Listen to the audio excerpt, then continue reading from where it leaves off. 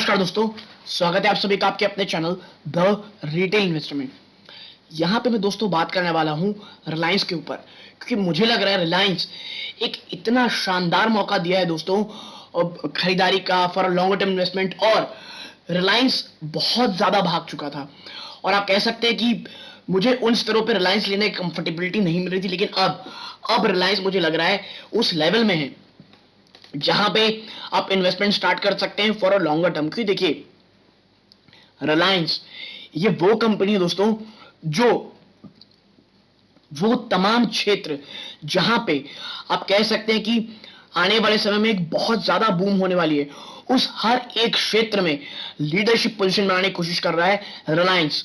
चाहे टेलीकॉम हो, चाहे रिटेल हो, चाहे ग्रीन हाइड्रोजन हो, चाहे आप देख लीजिए जिसमें रिफाइनरी का बिजनेस, जिसमें जो अभी भी रिलायंस की ब्रेड एंड बटर है। और यही कारण है कि जो सरकार ने टैक्स लगाया उसके बाद जो रिलायंस में इतनी भयंकर गिरावट हुई है, उसके पीछे का रीजन यही है दोस्तों कि आज भी तमाम नए नए बिजनेस, तमाम अलग अलग बिजनेस होने के बावजूद रिलायंस का जो सबसे बड़ा बिजनेस है, जो सबसे बड़ा रेवेन्यू जनरेटिव बिजनेस है, वो है रिफाइनरी का बिजनेस। और वहीं पे आप कह सकते हैं सरकार ने चोट लगाई है और यही कारण है कि रिलायंस के आप कह सकते हैं कि इतनी भयंकर गिरावट हुई है। लेकिन दोस्तों लॉन्ग टर्म में रिलायंस से ज्यादा अच्छा स्टॉक मुझे पूरे मार्केट में नहीं दिखता दोस्तों। ठीक है, कई लोग कहते हैं कि अडानी एंटरप्राइज, देखिए अडानी एंटरप्राइज के साथ मेरे साथ ये मुझे लगता है, ये मेरी पर्सनल राय हो सकती है, ह्यूज कर्जा है उसमें दोस्तों, भयंकर कर्जा है। और जहां भी कर्जा होता है ना, उस स्टॉक से मैं थोड़ा दूर रहता हूं दोस्तों। भले ही मैं गलत हूं, मैं सही हूं, वो इशू नहीं है, बट अगर कंपनी ह्यूज कर्जे उठा रही है तो मैं थोड़ा दूर ही बैठ के रहता हूं। और अडानी एंटरप्राइज के साथ एक और चीज है कि वो वैल्यूएशन वाइज बहुत हाई लगता है मुझे। तो जो कोई स्टॉक वैल्यूएशन वाइज बहुत ऊपर हो जाए ना, भले ही वो कितना ही अच्छा हो, उससे थोड़ा दूरी बना लेनी चाहिए। रिलायंस अब करंटली बहुत ही शानदार मौका दे रहा है दोस्तों निवेश का। तो उन तमाम चीजों में चर्चा करूंगा, मुझे क्यों पसंद है, एक आर्टिकल साझा करूंगा जहां पे आपको पूरा क्रिस्टल क्लियर हो जाएगा कि प्रॉब्लम क्या है और क्यों रिलायंस आने वाले समय में एक बहुत अच्छा बाउंस कर सकता है ये तमाम नेगेटिविटी के बावजूद। लेकिन आगे बढ़ने से पहले अगर आप इस चैनल पहली बार आए हैं, सब्सक्राइब का बटन दबा दें, वीडियो अच्छी लगती हो लाइक कीजिएगा। देखिए अब आपको सीधा लेके चलता हूं मैं शेयर प्राइस की तरफ। देखिए ये है रिलायंस इंडस्ट्रीज, आज फ्लैट सी कारोबार की है। देखिए कोई ऊपर गया था लेकिन वापस से गिरावट देखने को मिल गई। अच्छी चीज ये है कि ये 2400 को इंटैक्ट करके रखा है दोस्तों, ये जो 2400 का लेवल है ना, इसे बचा के रखा है। अब आपके सामने मैं एक शेयर करता हूं आर्टिकल दोस्तों, जहां पे आपको समझ में आएगा कि इतनी गिरावट जो सरकार ने टैक्स लगाया उसके बावजूद हमें उसके बाद देखने को मिल रही है। लेकिन ये सिर्फ और सिर्फ खरीदारी का मौका है दोस्तों। अगर आप लॉन्ग टर्म निवेशक हैं और एक अच्छी कंपनी ढूंढ रहे हैं, इन स्तरों पर रिलायंस पे निवेश स्टार्ट कर सकते हैं। ठीक है, देखिए windfall tax 12% margin hit for Reliance, government drags in 1.3 lakh crore.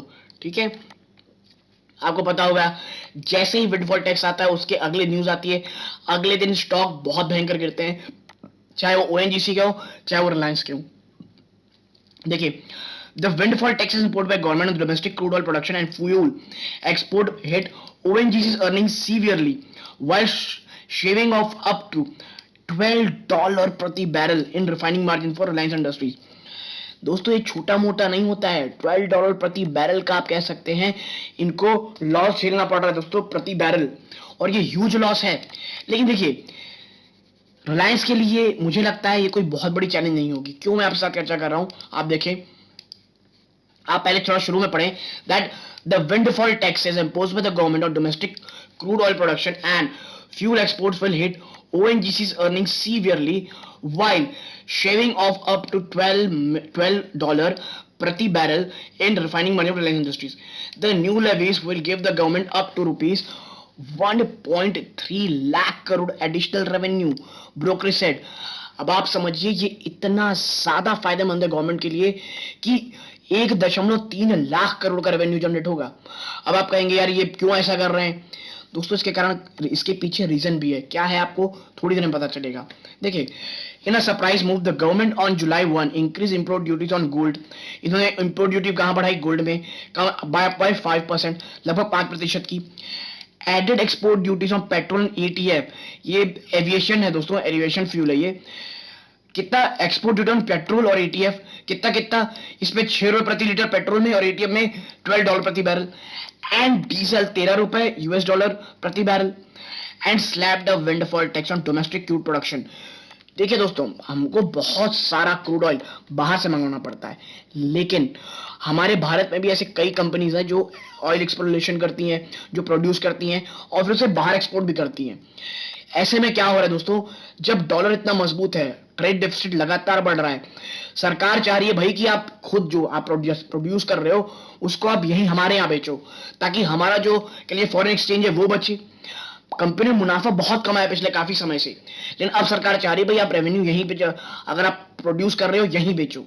और यही कारण है सरकार ने एक रात ये थी कि उन्होंने डीरेगुलेट कर दिया है कि भाई आप जो प्रोड्यूस कर रहे हो आप किसी को भी बेच सकते हो, प्राइवेट प्लेयर को, इंडिया में, लेकिन इंडिया में, बाहर नहीं। ठीक है, this for earlier impose duty on steel. इससे पहले दोस्तों ये कौन सी लगातार सरकार टैक्स लगा रही है, ये स्टील में जो इंपोज की थी 15% और आयरन ओर पे 20 से 25%, यानी लगातार जो सरकार है नए नए जगह ढूंढ रही है टैक्स बढ़ाने के लिए दोस्तों। ठीक है, आगे अगर अपन देखेंगे, आप देखिए, while the export tax will be applicable only for export refinery of Reliance Industries RIL, the restriction, देखिए जो एक्सपोर्ट टैक्स है ना दोस्तों, वो केवल एप्लीकेबल किसमें होगा दोस्तों, export refinery of Reliance industries, जो रिलायंस इंडस्ट्री है उसकी एक्सपोर्ट रिफाइनरी को होगा। The restriction on product export where at least 33% the first supplied domestically will not apply to SEZ units, यानी SEZ मतलब Special Economic Zone Units। अब देखिए HSBC Global Research and Notes that in May 2022 the government announced a cut in the excise duty of rupees 8 per liter on petrol and rupees 6 a liter on diesel, which is estimated to have reduced revenue by 1 lakh crore। आपको याद होगा सरकार ने कुछ कह सकते हैं दोस्तों, सरकार ने एक्साइज ड्यूटी खत्म की थी, पेट्रोल के अंदर काफी कमी की थी, तो उससे ये हुआ था कि सरकार के पास 1 लाख करोड़ का रेवेन्यू कम होने वाला था। इसी 1 लाख करोड़ रुपए को बराबर करने के लिए उन्होंने ये जो टैक्स आप देख रहे हैं, ये विंडफॉल टैक्स लगाया, और अब 1 लाख की जगह सरकार को 1,30,000 करोड़ का फायदा होगा दोस्तों। ठीक है, तो आप समझे कि सरकार ने इतना अचानक से ऐसा फैसला क्यों लिया और क्यों सरकार बहुत ज्यादा डेस्परेट थी ऐसे काम करने के लिए। ये तो बात हो गई, क्लियर हो गई भी कितना टैक्स लगाया, सरकार ने क्यों टैक्स लगाया। अब बात करते हैं रिलायंस का क्या है। तो देखिए, the additional excise duty just announced as an effective from July 1 aim to fulfil the revenue gap. ठीक है, आपने देखा जो 1 लाख करोड़ का रेवेन्यू लॉस हुआ एक्साइज ड्यूटी घटाने के बाद, सरकार ने उसे मेकअप करने के लिए 1,30,000 करोड़ रेवेन्यू जनरेट करने के लिए विंडफॉल टैक्सेस लगाए और अन्य टैक्स लगाए।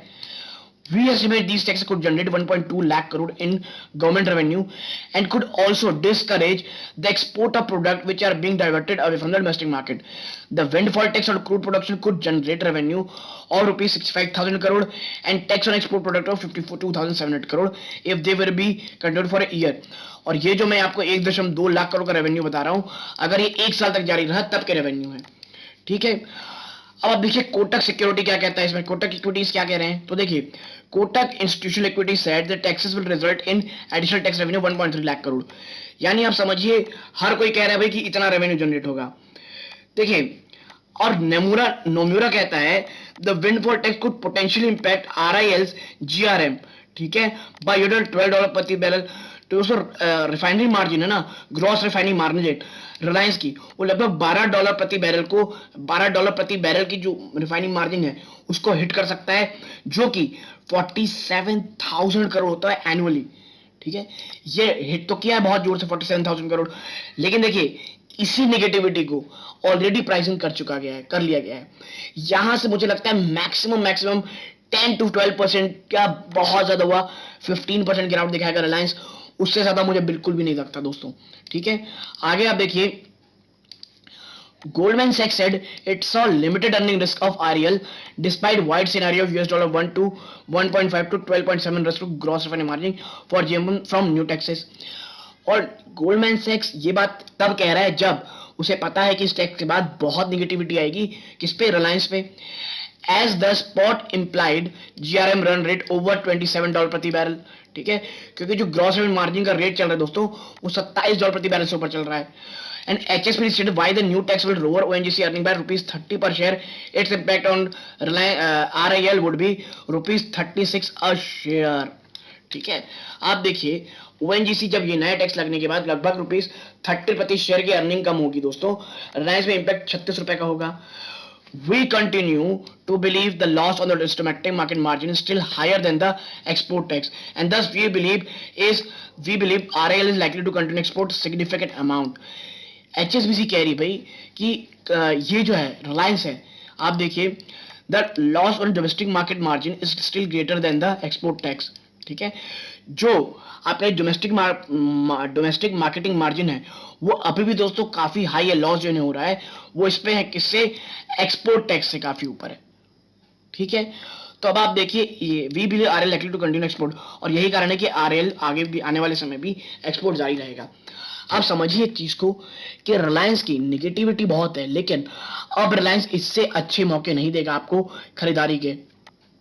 देखिए और एक रिस्क ये है, जो Q1 के नतीजे आते हैं, यदि वहां आपको गिरावट देखने को मिलती है, जो कि मुझे बिल्कुल भी नहीं लगता है, मुझे ऐसा बिल्कुल भी नहीं लगता कि रिलायंस में आप कह सकते हैं गिरावट आपको देखने को मिलेगी, बल्कि मुझे लगता है कि एक बड़ी तेजी आपको होते हुए दिखाई देगी RIL के Q1 के रिजल्ट के बाद। ठीक है, क्योंकि देखिए अब मैं हमेशा कहता हूं अगर स्टॉक रिजल्ट से पहले गिर चुका है तो उसके बाद वो भागेगा ही, लेकिन अगर रिजल्ट से पहले बहुत भाग चुका है तो उसमें आपको गिरावट देखने को मिलेगी। तो यदि आपको ये मेरा एनालिसिस पसंद आया हो तो प्लीज वीडियो को लाइक कीजिए, चैनल पहली बार आए सब्सक्राइब जरूर कीजिएगा। यहां तक जुड़े रहने के लिए धन्यवाद। ये इस वीडियो का अंत है। जय हिंद दोस्तों।